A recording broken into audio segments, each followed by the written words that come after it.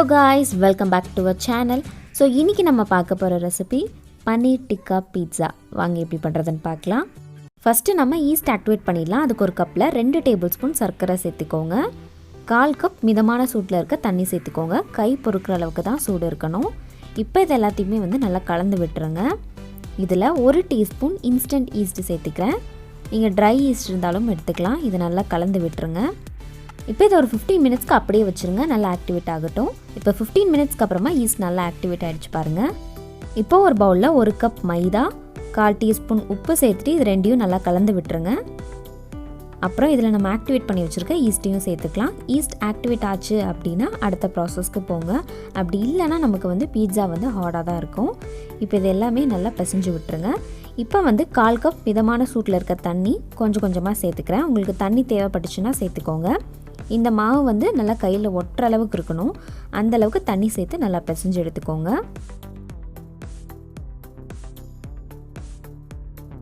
பாருங்கள், இந்த மாதிரி கையில் நல்லா ஒட்டுற மாதிரி இருக்கணும். இப்போ இதை ஒர்க் ஸ்பேஸில் மாற்றிட்டு இதில் 3 டேபிள் ஸ்பூன் எண்ணெய் சேர்த்து கொஞ்சம் கொஞ்சமாக நல்லா பிசைஞ்சு எடுத்துக்கோங்க. கையில் நல்லா ஒட்டுற மாதிரி தான் இருக்கும். பட் இருந்தாலும் அப்படியே நல்லா பிசைஞ்சு விட்டுக்கோங்க. எண்ணெய் லைட்டாக அப்சர்வ் ஆனதுக்கப்புறம் அடுத்த கொஞ்சமாக எண்ணெய் சேர்த்துக்கோங்க. இந்த மாதிரி நல்லா இழுத்து நல்லா பிசைஞ்சு விட்டுக்கோங்க. இந்த மாதிரி நல்லா பிசைஞ்சாதான் நமக்கு பீட்சா டோ நல்லா சாஃப்டாக இருக்கும்.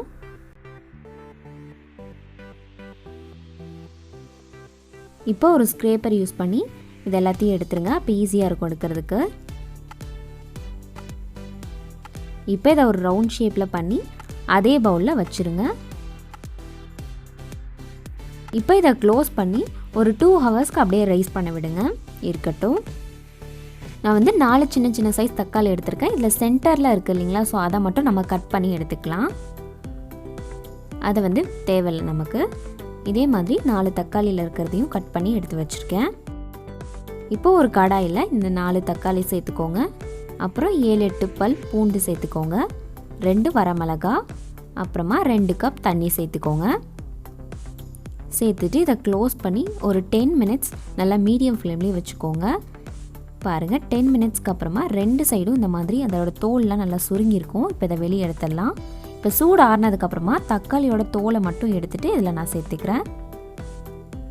அப்புறமா வரமிளகா, அந்த பூண்டு எல்லாத்தையும் சேர்த்து இதை க்ளோஸ் பண்ணி தண்ணி சேர்க்காமல் கொஞ்சம் கொரப்பாக அரைச்சி எடுத்துக்கோங்க. பாருங்கள், இந்த மாதிரி இருக்கணும். இப்போ நம்ம பீட்சா சாஸ் பண்ணிடலாம். அதுக்கு ஒரு கடாயில் 3 டேபிள் ஸ்பூன் எண்ணெய் சேர்த்துக்கோங்க. எண்ணெய் சூடானதும் 1/4 கப் சின்னதாக கட் பண்ணி வச்சுருக்க வெங்காயம், 1 டேபிள் ஸ்பூன் சின்னதாக கட் பண்ணி வச்சுருக்க பூண்டு, இது எல்லாத்தையுமே நல்லா கலந்துட்டு 1/4 டீஸ்பூன் உப்பு சேர்த்துட்டு இது நல்லா பொன்னிறம் ஆகிற மாதிரி நல்லா வதக்கிக்கோங்க. இப்போ இந்த மாதிரி நல்லா வதங்கினதுக்கப்புறமா நம்ம அரைச்சி வச்சுருக்க தக்காளி பேஸ்ட்டையும் சேர்த்துக்கலாம். இது நல்லா சேர்த்துட்டு 1/4 கப் தண்ணி சேர்த்துக்கோங்க இது கூட. அப்புறம் தேவையான அளவு உப்பு, 1 டீஸ்பூன் மிளகாய்த்தூள், 1 teaspoon mixed herbs, 2 table spoon சர்க்கரை, 1 டீஸ்பூன் டொமேட்டோ சாஸ், இது எல்லாத்தையுமே சேர்த்துட்டு நல்லா கலந்து விட்டுருங்க. இப்போ இதை க்ளோஸ் பண்ணி சிம்லேயே வச்சு ஒரு 5 மினிட்ஸ்க்கு மட்டும் அப்படியே விட்டுருங்க. இப்போ 5 மினிட்ஸ்க்கு அப்புறம் இது நல்லா திக்காக இருக்கும். இதுதான் இந்த சாஸோட கன்சிஸ்டன்சி. இப்போ ஸ்டவ் ஆஃப் பண்ணிடலாம். இப்போ ஒரு பவுலில் 2 டேபிள் ஸ்பூன் தயிர் சேர்த்துக்கோங்க. 1/2 டீஸ்பூன் இஞ்சி பூண்டு பேஸ்ட், 1 டீஸ்பூன் மிளகாய்த்தூள், 1 டீஸ்பூன் தனியாத்தூள், தேவையான அளவு உப்பு சேர்த்துட்டு இது நல்லா கலந்து விட்டுருங்க. இப்போ இது கூட நம்ம பண்ணி வச்சுருக்க அந்த பீட்சா சாஸ் 1 டீஸ்பூன் சேர்த்துக்கோங்க. சேர்த்துட்டு இதையும் நல்லா கலந்து விட்டுருங்க. இப்போ 1/2 கப் நல்லா சின்னதாக கட் பண்ணி வச்சுருக்க பன்னீர் சேர்த்துக்கோங்க. சேர்த்துட்டு இதையும் நல்லா கலந்து விட்டுறலாம். இப்போ இது ஒரு 30 மினிட்ஸ் அப்படியே நல்லா மேரினேட் ஆகட்டும். பன்னீர் நல்லா மேரினேட் ஆனதுக்கப்புறமா ஒரு பேனில் 2 டேபிள் ஸ்பூன் எண்ணெய் சேர்த்துக்கோங்க. எண்ணெய் லைட்டாக சூடானதும் நம்ம மேரினேட் பண்ணி வச்சுருக்க அந்த பன்னீரை ஒவ்வொன்றா சேர்த்துக்கோங்க. ஒரு சைடு ஒரு 5 மினிட்ஸ் நல்லா வெந்ததுக்கப்புறமா திருப்பி விட்டுருங்க. இப்போ 2 சைடும் நல்லா சூப்பராக வெந்துருச்சு. இது நீங்கள் அப்படியே கூட சாப்பிட்லாம், ரொம்ப நல்லாயிருக்கும். இப்போ இது எல்லாத்தையுமே வெளியே எடுத்துடலாம். இப்போ நீங்கள் எந்த பிளேட்டில் பீட்சா பேக் பண்ண போகிறீங்களோ அந்த பிளேட்டில் எண்ணெயை லைட்டாக தடவி விட்டுக்கோங்க. இப்போ 2 ஹவர்ஸ் ஆயிடுச்சு. நம்மளோட மாவு நல்லா ஃபர்மெண்ட் ஆயிடுச்சு. இப்போ இதெல்லாம் நல்லா பிசைஞ்சு விட்டுக்கோங்க. இப்போ கீழே லைட்டாக மாவை டஸ்ட் பண்ணிவிட்டு இப்போ இதில் சேர்த்துக்கலாம். சேர்த்துட்டு லைட்டாக பிசைஞ்சு விட்டுக்கோங்க. இப்போ இதை நான் 2ஆக கட் பண்ணிக்கிறேன். இப்போ திரும்பவும் இதுக்கு கீழே மாவு டஸ்ட் பண்ணி விட்டுட்டு இதை சேர்த்துட்டு இதுக்கு மேலேயும் மாவு அப்ளை பண்ணி விட்டுக்கோங்க. இப்போ ஒரு சப்பாத்தி கட்டை யூஸ் பண்ணி இதை நல்லா ரவுண்ட் ஷேப்பில் நல்லா விரிச்சுக்கோங்க. உங்கள் பிளேட் எந்த சைஸ்க்கு இருக்கோ அந்த சைஸ்க்கு விரிச்சுக்கோங்க. அதே மாதிரி உங்களுக்கு பீட்சா க்ரஸ்ட்டு நல்லா தின்னாக வேணும் அப்படின்னா அந்த அளவுக்கு விரிச்சுக்கோங்க. திக்காக வேணும்னா கொஞ்சம் குண்டாக விரிச்சுக்கோங்க. இப்போ அதை பிளேட்டில் வச்சுட்டு சைடில் எல்லாமே இந்த மாதிரி பண்ணி விட்டுக்கோங்க.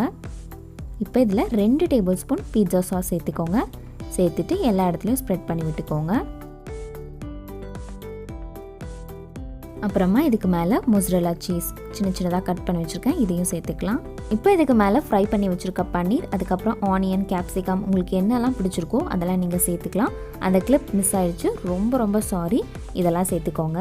இப்போ குக்கரை 10 மினிட்ஸ்க்கு நல்லா ஹை ஃப்ளேமில் வச்சு ப்ரீ ஹீட் பண்ணதுக்கப்புறமா இந்த பீட்சா பிளேட் உள்ளே வச்சுக்கோங்க. நான் பீட்சாவை இந்த மாதிரி தான் ஆர்டர் பண்ணி வச்சுருந்தேன். ஸோ இந்த கிளிப் தான் மிஸ் ஆகிடுச்சு. இப்போ இதை க்ளோஸ் பண்ணி ஒரு 15 மினிட்ஸ்க்கு நல்லா ஹை ஃப்ளேம்லேயே வச்சு பேக் பண்ணிவிடுங்க. அப்போ தான் சீஸ் நல்லா மெல்ட் ஆகும். இப்போ 15 மினிட்ஸ் ஆகிடுச்சு. இப்போ நம்ம வெளியே எடுத்துடலாம். இப்போ பிளேட்லேருந்து உடனே வெளியே எடுத்துருங்க, ரொம்ப சூடாக இருக்கும், கொஞ்சம் கேர்ஃபுல்லாக எடுங்க. இப்போ இதை நம்ம கட் பண்ணிடலாம். உங்களுக்கு சீஸ் நல்லா கட் பண்ணும்போது நல்லா ஸ்ட்ரெச் ஆகணும் அப்படின்னா நீங்கள் பீட்சா பேஸை தனியாக பேக் பண்ணிவிட்டு அதுக்கு மேலே நம்ம டாப்பிங்ஸ் தனியாக பேக் பண்ணோன்னா நமக்கு அந்த பீட்சா நல்லா ஸ்ட்ரெச் ஆகும்.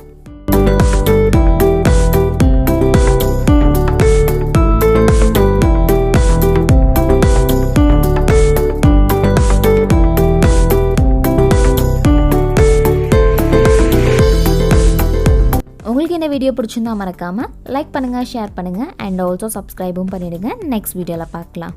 பாய்.